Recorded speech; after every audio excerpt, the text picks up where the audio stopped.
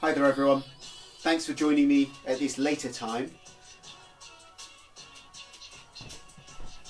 Just putting the finishing touches to the board here. And we'll get started shortly.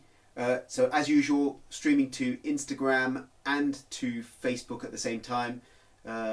Saves me having to upload what we've done to both places. So we'll make a start in a second. It'd be great to know where you guys are from. Give us a wave, give us a hello, tell us where you're watching from and how you're coping with week 4, is it, of lockdown, shutdown, no teeth.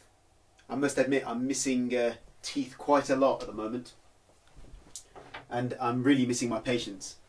It makes you realise how important going to work really is, and I'm hopeful that we'll get back to work as soon as possible. So we're going to talk today in a few minutes about just some topics that mean something to me and I hope will mean something to you. I hope to give you some value and bring something to you that you may not know, and hopefully you can take back to your practices and learn and grow from it. So without much more to do,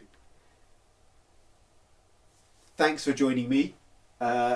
Tomorrow's live will be at 3 p.m. Just going to let you know that now so I don't forget towards the end.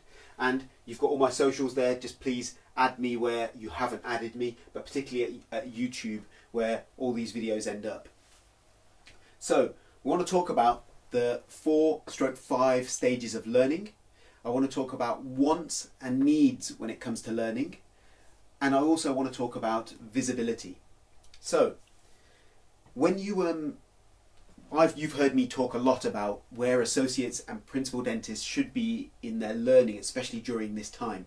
And what I wanted to talk about, I wanted to backtrack a little bit on the stages of learning and where we can, how we can understand where we are along the journey and how good we are in picking up new information and new ideas. So the first stage of learning is that unconscious incompetence. So basically we don't know what we don't know, and this is where we're just finding our feet. So maybe that's when we started dental school and we didn't have any idea of what we needed to know. The next stage is that conscious incompetence. So now we're aware, but we're still not very good. So we need to work harder. The third stage is the conscious competence. So we are aware of it and we're doing it, but we know we have to concentrate quite hard to get it right. And that's kind of where we leave dental school, isn't it? We know dentistry, we know what we need to do, but we haven't had enough practice at it. So we're consciously competent. And then the final stage of the 4 stages, as given by Birch in 1970, is the unconscious competence. And that is where you do it effortlessly. So 10 years, I'd say 5 to 10 years down the line of dentistry, for example, you're kind of unconsciously competent. You can go in there, your day list doesn't faze you, you can tackle whatever walks in the door, and you really can get to grips with it. But do you know what? There's a 5th stage. And the 5th stage is the stage you see when you've probably experienced it from time to time in your lives, where you're in the middle of a procedure and you're lost in the zone and you're just right there, and the world does not exist.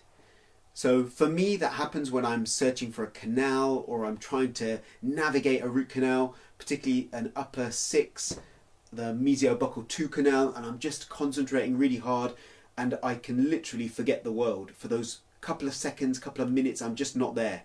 You see it in gamers when they're playing online, these immersive games. You see it in painters and sculptors when they lose themselves.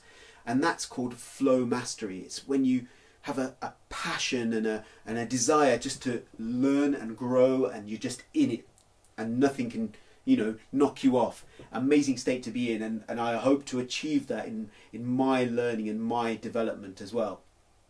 So this leads me nicely on to needs and wants. Especially when it comes to learning, we may want to learn something, but we may need to learn something else. So the example being, as dentists, we're technical people. We like to learn the nitty-gritty of the implant placement and the surface design and the root canal treatment and how to shape and carve and use this instrument or that instrument.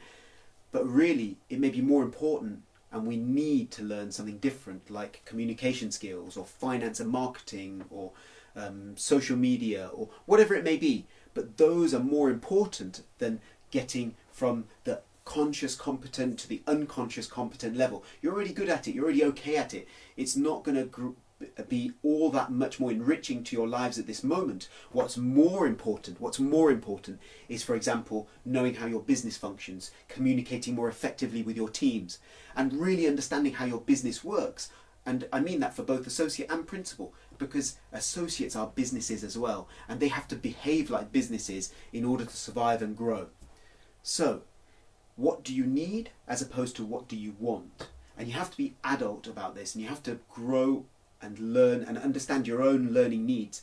And so we do a professional development portfolio, don't we? We plan and we understand, oh, I'm not so good at full dentures, I think I'll go on a course.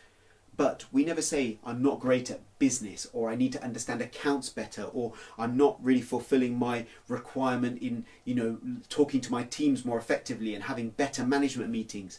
I don't look at cash flow forecasting, or I don't look at planning. I don't sit down with my teams and look at skill mix and talk to my practice manager about where there might be gaps or where we might need to be in 6 months' time. But yet we would go on a course to learn crown preparation or microscope use or whatever it may be. So we get bogged down in the nitty-gritty of dentistry, but not of business. And I think in these days when we've got time to reflect, to learn, I think there's so many webinars, there's so much to learn, but we're choosing to learn the dental side of it, forgetting the business side of it. So it's all about looking at your learning needs and making sure that those learning needs are met. Because in order to survive, I believe, in my heart of hearts, I know that being able to survive in the new world that is post-COVID of dentistry, you're going to need to change the way you do things. And this brings me on to visibility, which is really, really important. Too many practices have relied on the NHS brand to bring in patients. They've relied on the fact that they have always got patients coming in and requesting treatment, and that's wonderful, and long may that continue. But in NHS practices, I would like to not rely on anyone. I would like to have the wide range of income streams coming into the practice, and that means building private, it means building and working on the NHS, but it also means building membership plan. So you can be as insulated as you can and not rely on external organisations for your patient flow.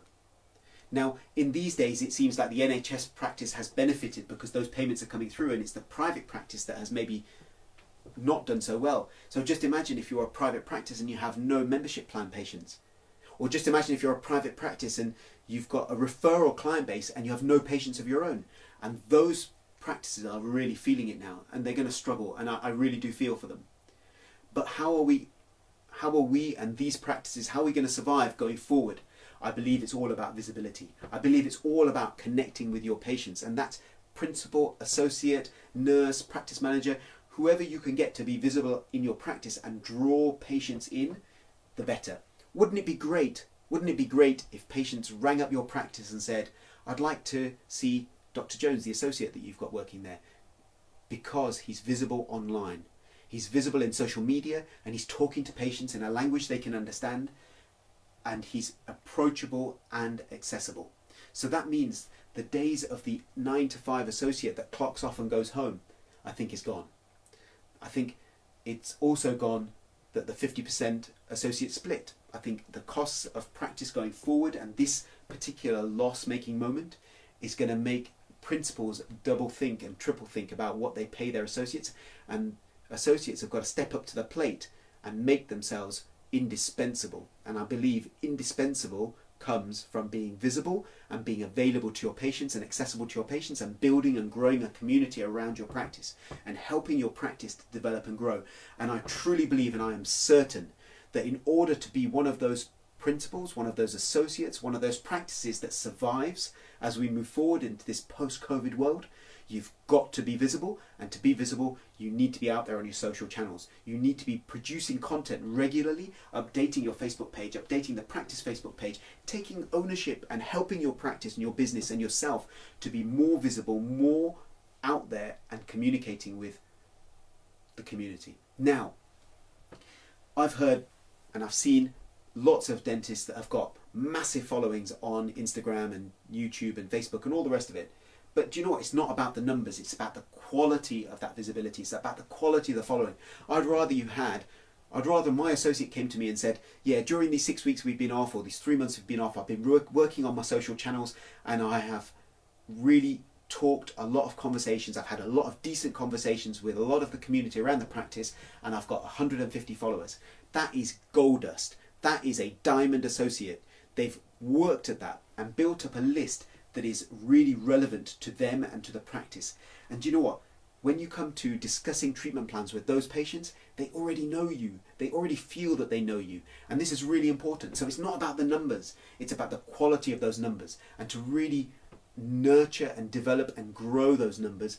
And of course, we want to show the patients that we're caring and loving and interested in our patients, because we are. I am really missing my patients, and I want to be back at work. I want to be caring for my patients.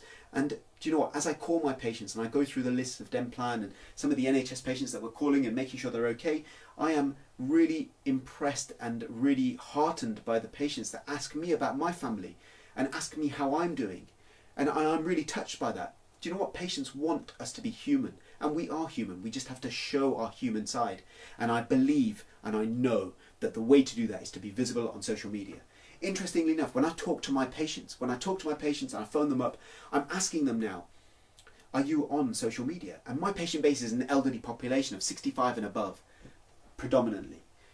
They are retired, they're at home, and they are glued to the internet. Believe me, they're glued to the internet. The silver surfers are on the internet like nothing. I didn't understand it as well as I have done in the last month, 6 weeks, as I've been looking into this more and more. So my patient base is predominantly on Instagram, believe it or not. They're conversing on Instagram, they're messaging on Instagram, and they're reading on Instagram.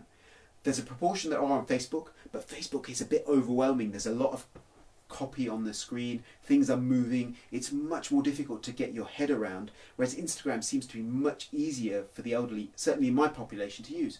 But I was really surprised at that. I really thought they'd be on Facebook rather than Instagram. But until you ask, you're not going to know. So if I'd not asked this and not done this straw poll, maybe I'd be putting too many eggs in the Facebook basket. But as far as we're concerned, we're going to be out on all social channels, and we're going to be talking to our teams, talking to our colleagues, and especially talking to our patients, because it's really important for principals and associates to work together, to synergistically work together and really build a community around the practice. And what I say to the associates is, use this time and maybe we can help you. And what I say to the principals is, use this time and maybe we can help you, because I think we can build you a community online as we work through these days and we go back into practice. Because I truly believe that the practices that do well online will survive and will come back up to income levels they were used to if they're visible online. So I leave it to you guys to have a think and tell me what are the challenges you find of going online.